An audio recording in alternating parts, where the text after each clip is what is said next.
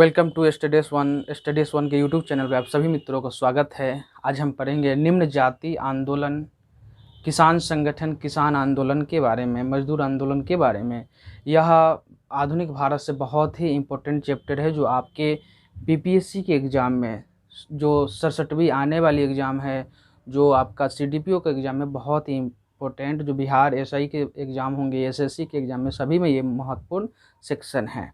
ठीक है, तो आप इससे सीख पाइएगा कि जैसे किसान सभा का गठन किसने किया था, उत्तर प्रदेश में किसान सभा का संगठन किसने किया था, दलितों के लिए किसने लड़ा था, इस सभी का उल्लेख हम इस वीडियो में करेंगे। आप अंत तक देखते रहिए, ठीक है, आपको समझ में आएगा। निम्न जाति आंदोलन, मजदूर संघ, किसान आंदोलन, ठीक है ना। इसमें आपको 3 नाम मुख्य रूप से आपको याद रखने हैं: ज्योतिबा फुले, भीमराव अंबेडकर, महात्मा गांधी, ठीक है ना। और शासक वर्ग से, जो शासक वर्ग से थे, साहू जी महाराज शासक वर्ग से, नारायण गुरु, जो केरल में, ये केरल के प्रसिद्ध धार्मिक गुरु है, नारायण गुरु, ठीक है ना। तो हम विस्तार से बात करते हैं। सबसे पहले ज्योतिबा फुले के बारे में बात करते हैं। तो ज्योतिबा फुले धर्म सुधारक, ठीक है ना, और ये समाज सुधारक भी थे। इन्होंने 1873 में सत्य शोधक समाज की स्थापना की थी। गुलामगिरी पुस्तक इन्होंने 1872 में लिखा था, और एक और अन्य पुस्तक सार्वजनिक सत्य सभा, सत्य धर्म पुस्तक की रचना भी इन्होंने की थी। अब इसमें गुलामगिरी एक पुस्तक लिखी थी 1872 में। 1873 में एक स्थापना हुई थी सत्य शोधक समाज। ये बहुत ही इम्पोर्टेंट एग्जाम की दृष्टि से, सत्य शोधक समाज की स्थापना किसने की? तो ज्योतिबा फूले ने की, ठीक है ना। तो कब की? तो 1873 ईस्वी में की। ये बहुत ही इम्पोर्टेंट है।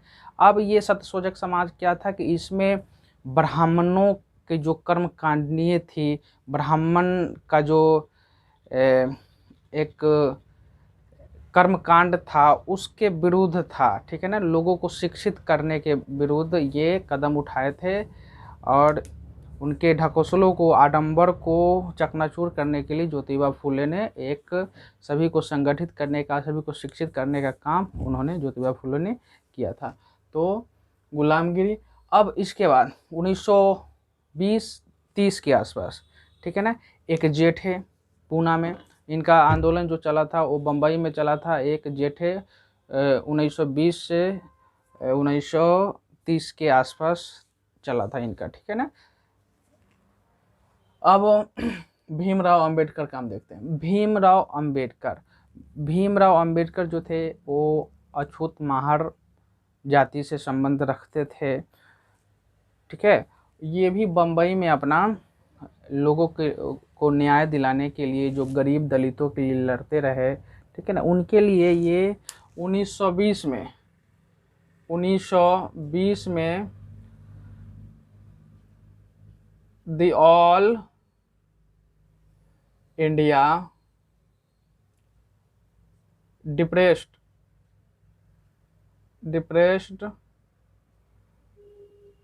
क्लास फेडरेशन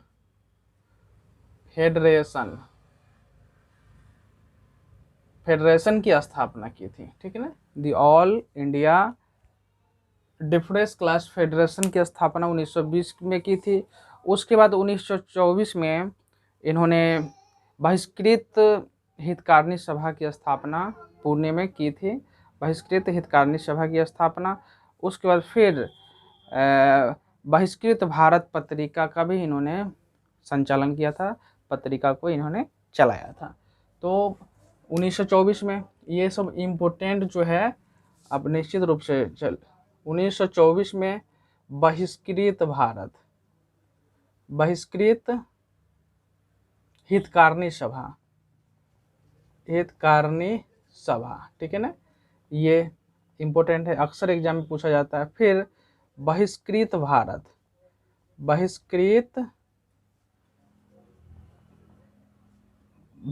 ठीक है ना, ये 1927 में ये बहिष्कृत भारत की। अब बहिष्कृत भारत हो गया, ये दोनों बहिष्कृत भारत। ये भी पूछता है कि बहिष्कृत हितकारिणी सभा की स्थापना किसने की थी, कब की थी? तो भीमराव अंबेडकर ने 1924 में, ठीक है ना। ये प्रश्न बहुत ही इम्पोर्टेंट है, ठीक है। ये। और इन्होंने आंदोलन चलाया, और एक ऐसा आंदोलन चलाया कि उस समय जो नलकूपों पर होते थे उच्च जाति के लोग निम्न जाति को पानी नहीं भरने देते थे, मंदिर में प्रवेश नहीं करने देते थे, ठीक है ना। तो इन्होंने आंदोलन चलाया, लोगों को एकजुट किया, शिक्षित करने का काम किया, और सभी लोगों को इन्होंने छूट दिलवाई कि नदियों में, पोखरों में पानी ले सके, कुओं से पानी ले सके, नलकूपों से पानी ले सके। तो ये स्वतंत्रता दिलाई इन्होंने, ठीक है ना। अब एक चीज़ 1942 में अनुसूचित जनजाति परिसंघ की स्थापना की थी, ठीक है ना। भीमराव अंबेडकर ने, यहाँ पे लिख देते 1942 में अनुसूचित जाति परिसंघ की स्थापना, ठीक है ना। परिसंघ की स्थापना की थी 1942 में, और 1942 में ही इन्होंने हिंदू धर्म को परित्याग कर दिया था और बौद्ध धर्म को स्वीकार कर लिया था, ठीक है ना। बौद्ध धर्म को स्वीकार कर लिया था 1942 में ही। बहुत इंपॉर्टेंट है, भीमराव अंबेडकर 1920 में the all India depressed class federation, 1942 में अनुसूचित जनजाति परिसंघ, ठीक है ना। ये इम्पोर्टेंट है, कुछ पॉइंट इसे आप नोट कर लें, ठीक है ना। अब एक महात्मा गांधी के बारे में जब पढ़ेंगे हम, तो उनमें भी the all India depressed class federation नहीं, लेकिन इसी से मिलता जुलता नाम है, जो 1932 में उन्होंने एक स्थापना किया था, all India depressed class association.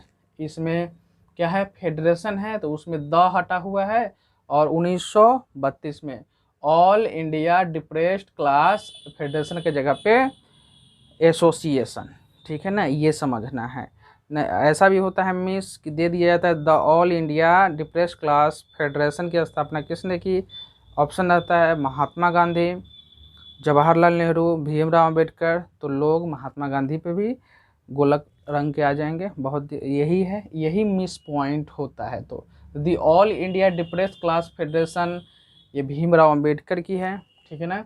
और all India depressed class association 1932 में ये महात्मा गांधी द्वारा स्थापना है, इसे आप समझे अच्छी तरह से।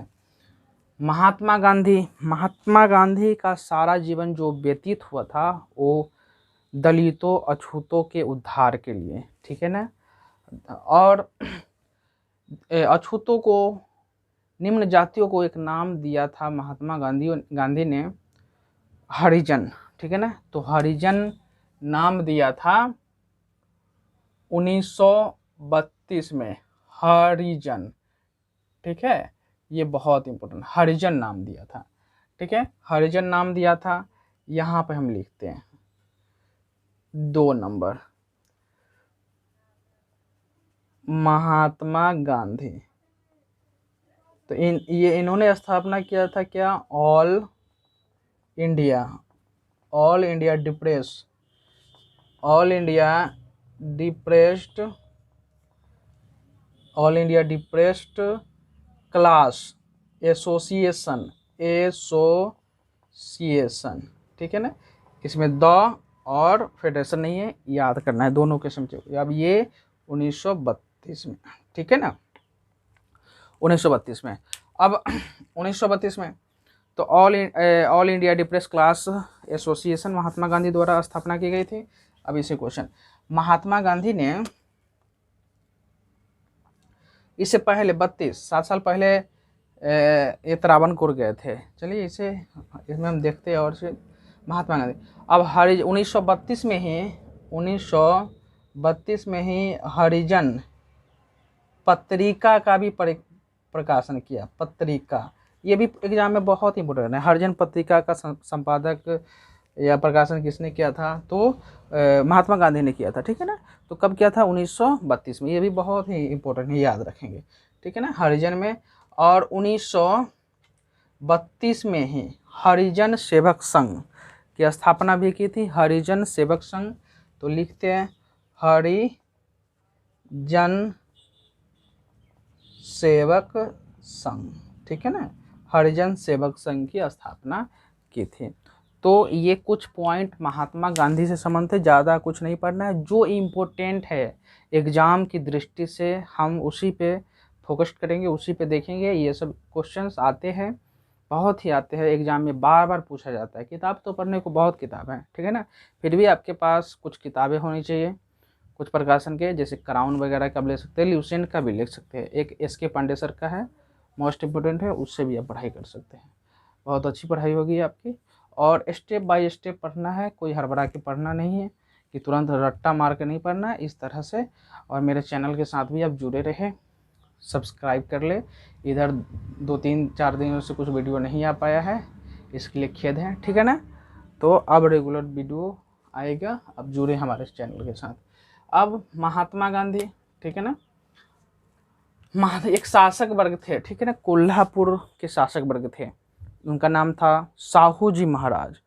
उन्होंने भी जो ब्राह्मणीय कर्मकांड था, ब्राह्मण का आडंबर था, ठीक है ना, तो ऐसा आडंबर था, उसको ख़त्म करने का और अछूतों को, दलितों को शिक्षित करने का काम किया। उन्हें भी प्रशिक्षित कर रहा था कि तुम भी शास्त्र पढ़ सकते हो, तुम भी पूजा पाठ करा सकते हो। तो ऐसा शासक वर्ग साहू जी महाराज कोल्हापुर के राजा थे, उन्होंने दलितों के लिए किया, ठीक है ना। चलिए, ये इससे ज़्यादा नहीं पूछा जाएगा, लेकिन साहू जी महाराज एक शासक वर्ग थे। उसके बाद अब नारायण गुरु, ये केरल के थे। नारायण गुरु एक प्रसिद्ध धार्मिक व्यक्ति थे, वहाँ के महापुरुष थे।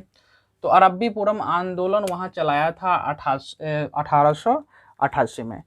वहाँ क्या किया था कि शिव प्रतिमा का स्थापना किए थे, ठीक है ना। ये नारायण गुरु जो थे शिव प्रतिमा की स्थापना किए थे अरब्बीपुरम आंदोलन में, और सभी अछूतों के लिए, जो दलितों के लिए, सभी के लिए खोल दिया गया मंदिर और पूजा पाठ उसमें किए। ये नारायण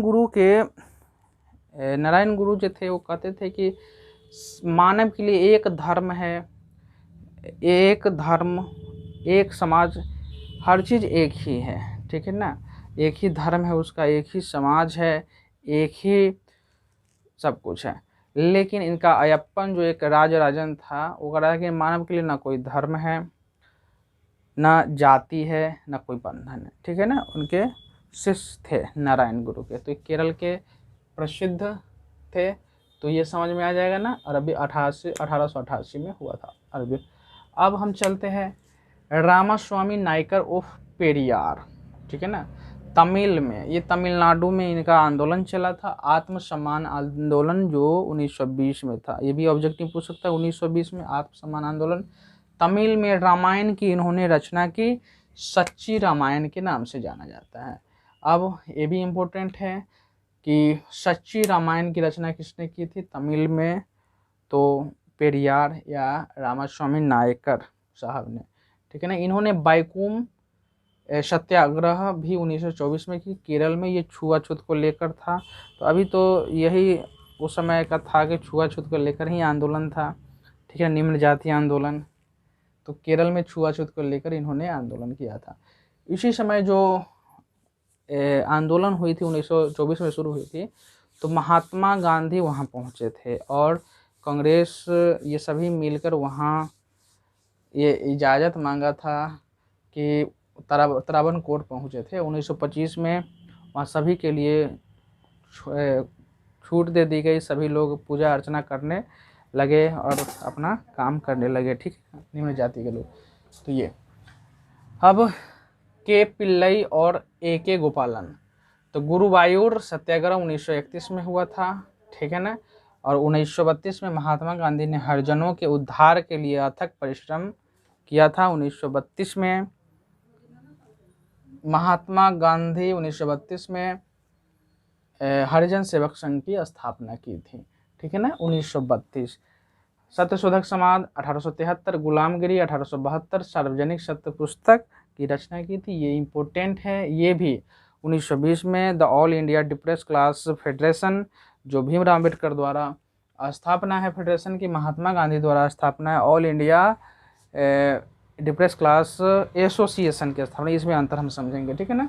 तो ये नारायण गुरु, साहू जी महाराज, ये सब को हम देखेंगे। अब हम आगे अब आगे देखते हैं।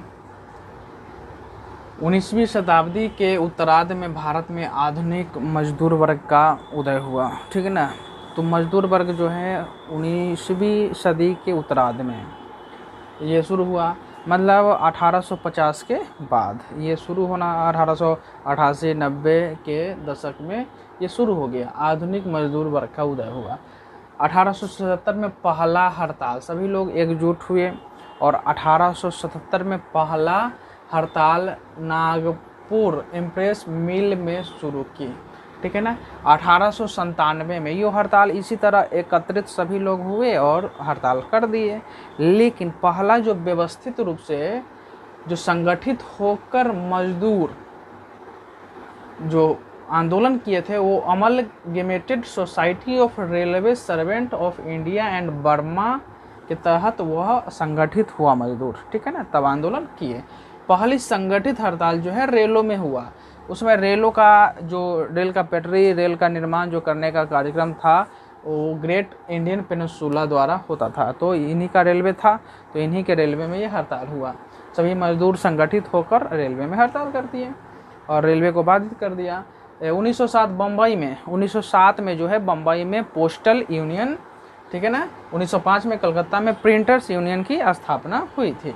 ये सब यूनियन थी, सब यूनियन बनते गया, सभी जगह जो कल कारखाने थे सभी में इकट्ठा होते गए मजदूर, अपना यूनियन बनाते गए और लोगों से अपना मांग मनवाने के लिए, मजदूरी को बढ़वाने के लिए, भेदभाव को दूर करने के लिए सभी संगठित, सभी कल कारखाने में संगठित लोग होने लगे और अपना लड़ाई लड़ने लगे हड़ताल के माध्यम से, स्ट्राइक कर करके, ठीक है ना।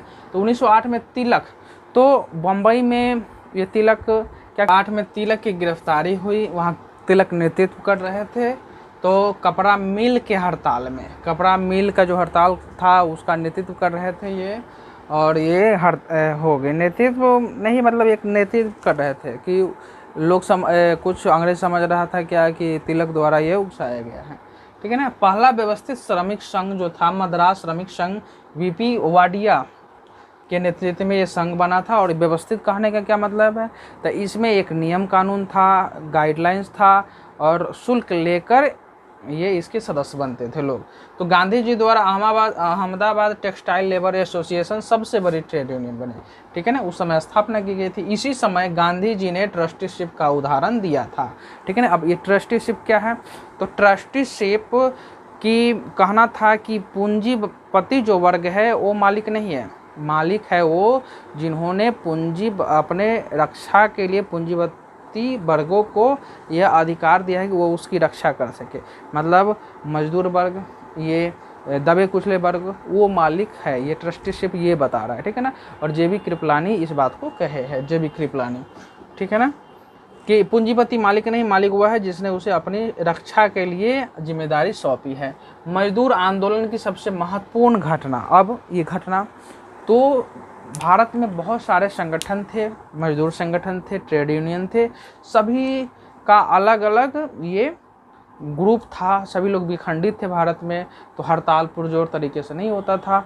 तो क्या किए सभी लोग एक साथ एक संगठन बनाया, ठीक है ना। 107 संगठनों को मिलकर all India trade union Congress 1920 में बनी हुई है। संस्थापक जो है NM जोशी इसके संस्थापक बने और अध्यक्ष लाला लाजपत राय बने, ठीक है ना। अब ये स्थापना होने के कारण 1919 में अंतर्राष्ट्रीय श्रम संगठन की स्थापना हुई, ठीक है ना।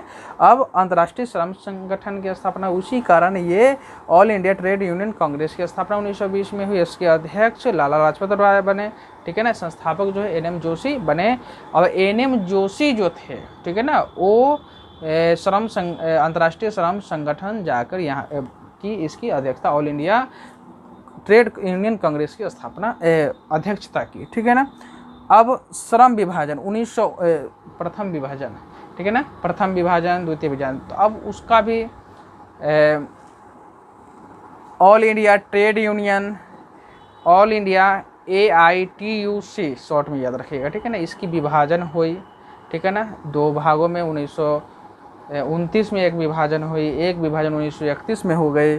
तो नागपुर अधिवेशन में जो जिसकी अध्यक्षता जवाहरलाल नेहरू कर रहे थे उसमें वो तो रणदीवे करके वो एक उसका संगठन अलग बन गया। फिर एक दो संगठन, खैर उसके बारे में छोड़िए, वो ज़्यादा इम्पोर्टेंट उतना है नहीं। जो इम्पोर्टेंट है उसका सारा का सार मैंने यहाँ पे दे दिया है। ये अब इसके माध्यम से आप तैयारी कर सकते हैं। एक भी क्वेश्चन मजदूर संघ संगठन आधुनिक भारत से आपको नहीं छूटेंगे, गारंटी है मेरी।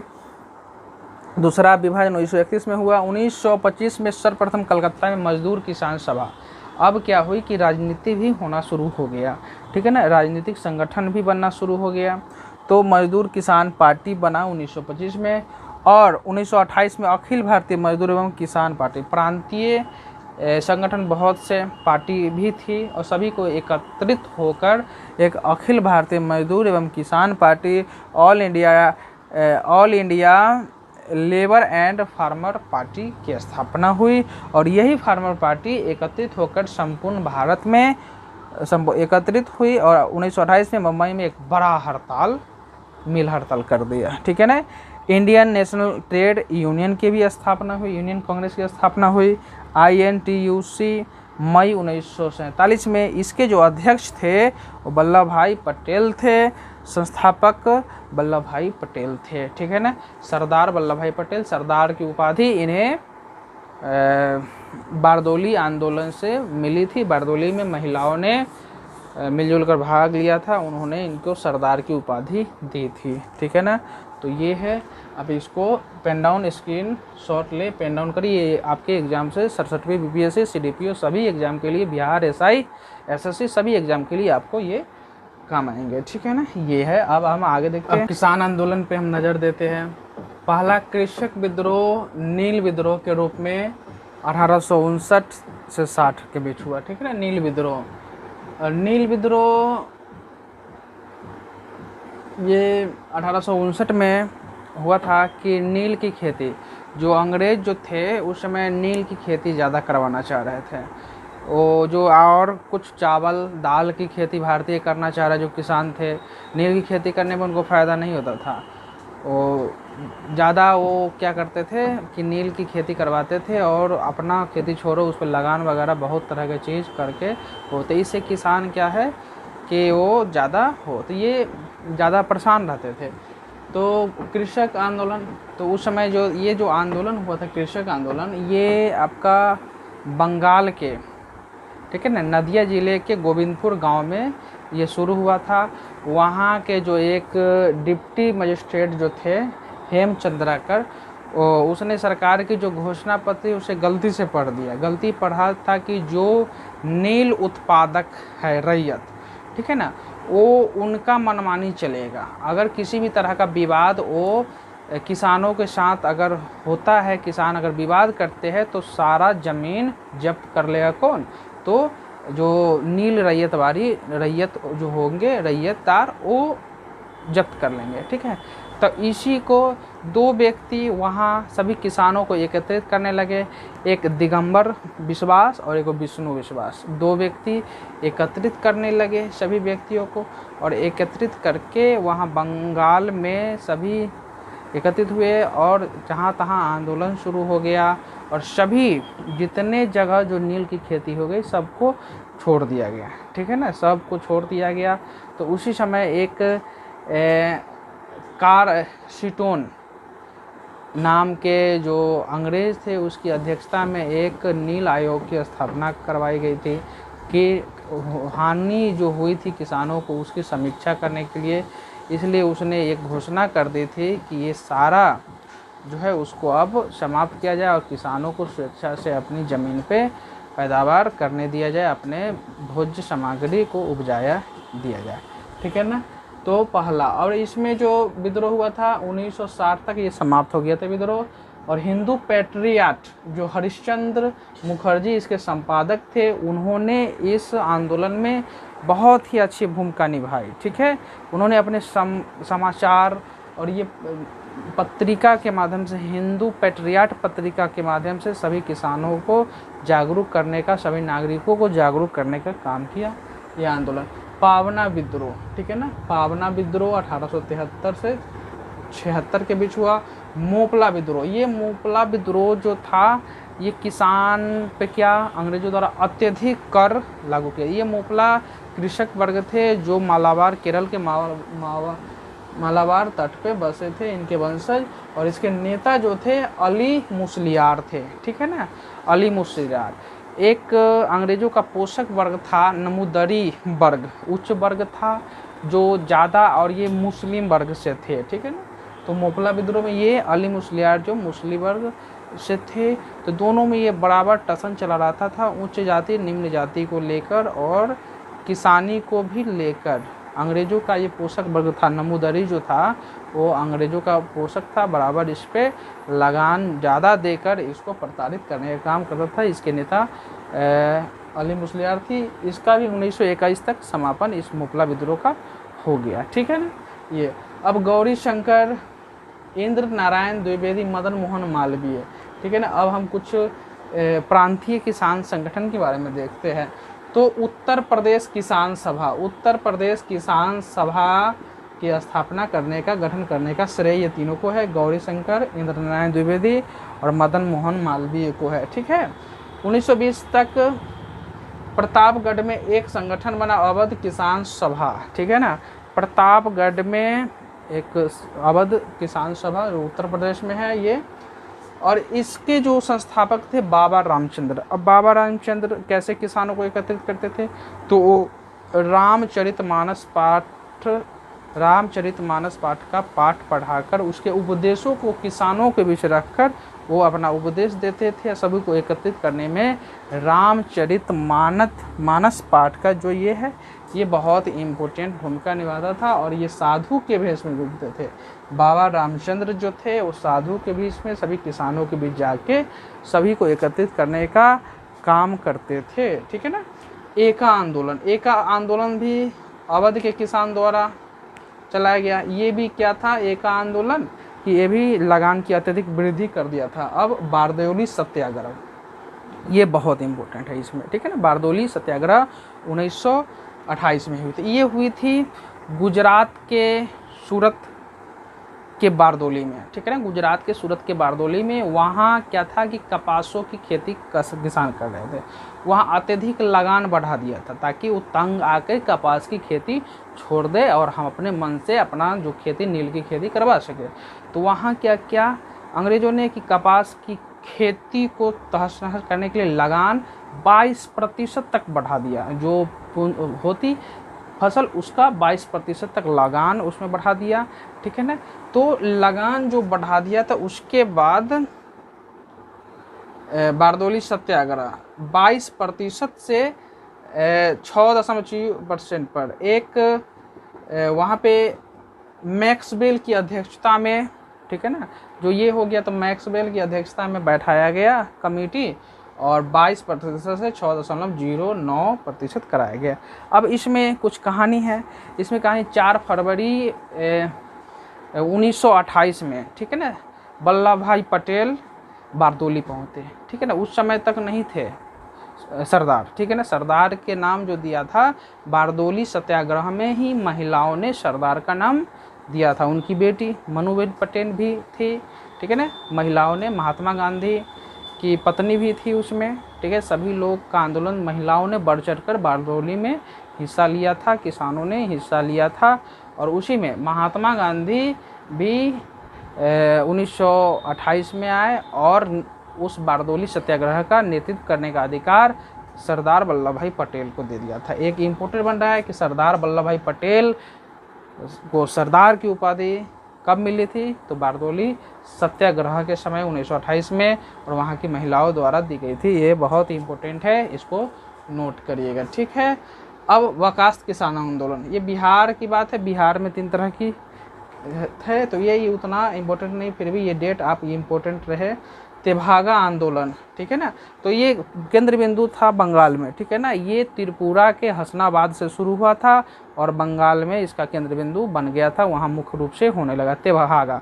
अब तेभागा क्या है, वहाँ के जो किसान थे वो चाहते थे कि कर के रूप में 1/3 भाग वो दे और 2/3 भाग वो स्वयं रखे, ठीक है ना, 2/3 भाग स्वयं। तो इसी पद्धति को तेभागा के जैसे 1/3 तेभागा, ठीक है ना, तो तेभागा आंदोलन के रूप में जाना गया। वहाँ के किसान ये चाहते थे, ज़्यादा नहीं है, जो इम्पोर्टेंट पॉइंट है उसी को मैंने यहाँ पे दिया है। अखिल भारतीय किसान संगठन, ठीक है ना, 1927 में बिहार किसान सभा की स्थापना सहजानंद सरस्वती। सबसे पहले ये भी बराबर बीपीएससी एग्जाम में 2-3 ऑप्शन दे के ये उलझाने वाला प्रश्न कर देता है कि कब हुई थी, बच्चे कन्फ्यूजन में कि 27 में हुई थी कि 36 में हुई थी। तो दरअसल देखा जाए क्या कि बिहार किसान सभा 1927, अगर लिखा जाए कि सहजानंद सरस्वती द्वारा बिहार किसान सभा की स्थापना कब हुई, तो 1927 में ये देखेंगे। 1928 में एनजी रंगा द्वारा आंध्र प्रांतीय किसान सभा की स्थापना हुई 1936 में। अब क्या हुआ था, 1936 में ये दोनों व्यक्ति, जो बिहार किसान सभा के अध्यक्ष सहजानंद सरस्वती बिहार किसान सभा था, एनजी रंगा द्वारा आंध्र प्रांतीय किसान सभा, तो दोनों मिलकर 1936 में 11 अप्रैल 1936 में एक अधिवेशन लखनऊ में किए और दोनों एक साथ आ गए, बन गए अखिल भारतीय किसान सभा, ठीक है ना, अखिल भारतीय किसान सभा। तो ये दोनों भी याद रखना है, दोनों में बहुत ही कम डिफरेंस है और यहीं से अक्सर फंसाने वाला प्रश्न है। प्रश्न तो बहुत इजी है, रटने से कुछ नहीं होगा, वहाँ पे प्रश्न का विश्लेषण ही आपको सफलता दिलाएगी, ठीक है ना। 2-4 न पढ़ते सभी है, 2-4 नंबर से ही मार्क्स छूटने के वजह से आपका सिलेक्शन, आपका पीटी क्वालिफाई होना एक सपना की तरह बन जाता है, ठीक है ना, सिर्फ 4-5 नंबर से ही। और इसी का खेल है, यहीं में उलझा के रखता है। एक ऑप्शन देता है ई, इनमें से कोई नहीं, इनमें से सभी। तो ये बहुत ही, ये बीपीएससी का अपना आंसर है, वो अपने तरीके से देता है, लेकिन उसमें भी आगे करने के लिए आप 110 का पीटी में, जो बीपीएससी का पीटी में 150 नंबर का पूछा जाता है, उसमें 110 टारगेट करके चलना है, सभी हो जाएगा आराम से, ठीक है ना।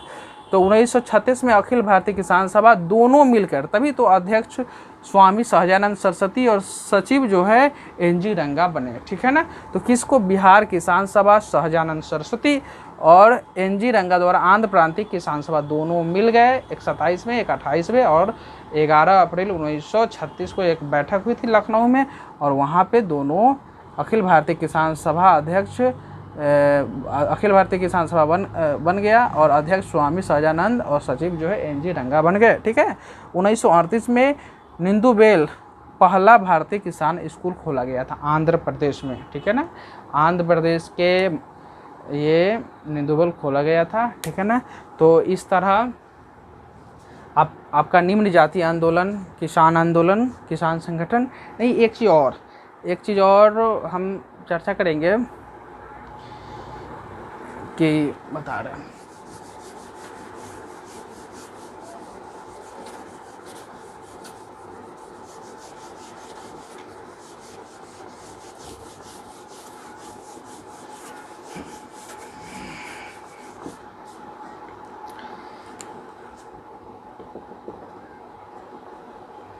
कारखाना आयोग भी बना था, नहीं कारखाना आयोग कि कारखाना और उसमें काम करने वाले लोगों पर नियंत्रण रखा जाए, ठीक है ना। नियंत्रण रखने के लिए भी कुछ बने थे। एक है पहला कारखाना कानून, ठीक है ना, ये 1881 में आया था, ठीक है ना। और दूसरा आया था दूसरा कारखाना कानून, ठीक है ना, 1891 में आया था। तीसरा कारखाना कानून, ठीक है ना, ये 1911 में आया था। और चौथा जो आया था, चौथा कारखाना